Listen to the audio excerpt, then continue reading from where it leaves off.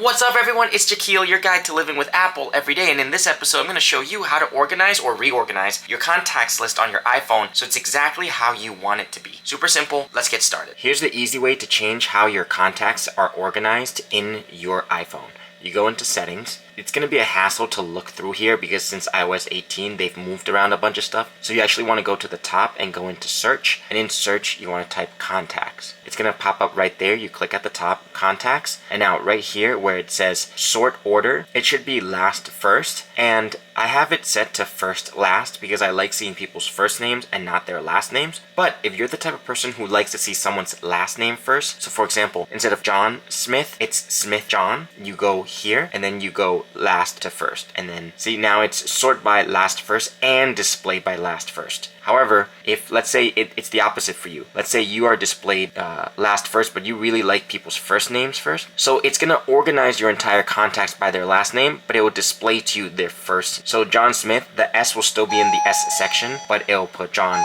first. Make sure you subscribe for more iPhone tips. Peace.